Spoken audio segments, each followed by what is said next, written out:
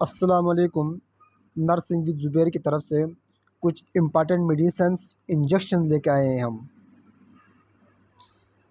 Nursing with Zubair, Aga Khan university, Khyber medical university, Lahore school of nursing, university of Lahore. Nursing with Zubair.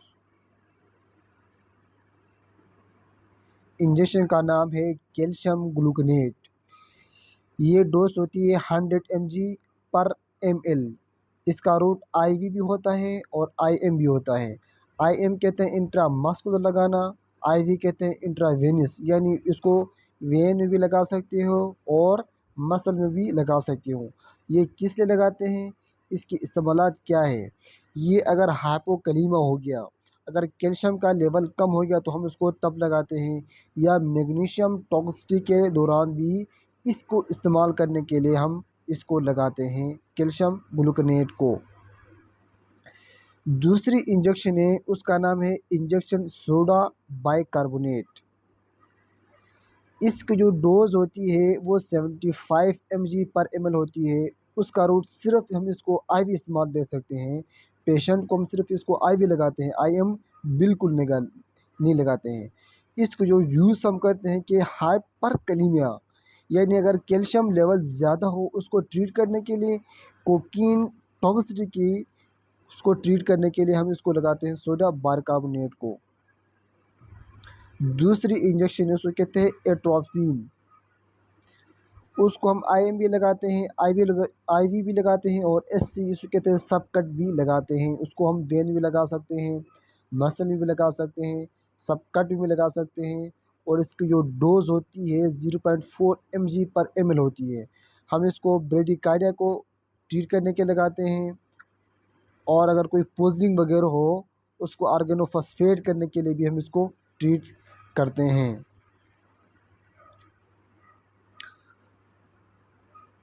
एक और injection है, उसको कहते हैं हाइड्रोकार्टिसोन। उसकी जो डोज़ होती है वो 100 mg होती है। इसको सिर्फ आप IV इस्तेमाल कर सकते हो। अगर कोई स्किन की एलर्जी हो, अस्थमा का पेशेंट हो, ऑटो इम्यून डिजीज़ का पेशेंट हो, इन सब डिजीज़ के लिए आप इस इंजेक्शन को इस्तेमाल कर सकते हो, जो कि IV लगाना पड़ता है पेशेंट को।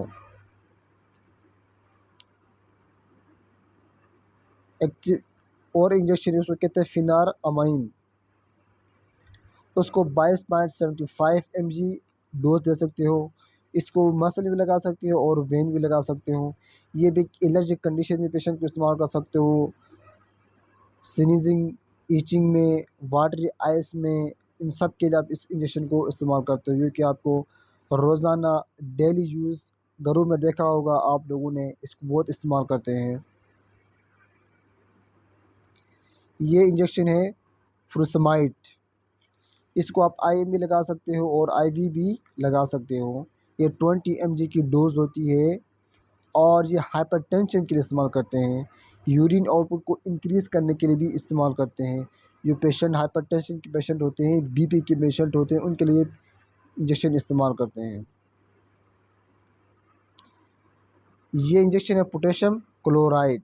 पोटेशियम क्लोराइड को इस्तेमाल करते हैं कि हाइपोकलीमिया, अगर कैल्शियम लेवल कम हो गया तो उसको ट्रीट करने के लिए इस इंजेक्शन को इस्तेमाल करते हैं, पोटेशियम क्लोराइड।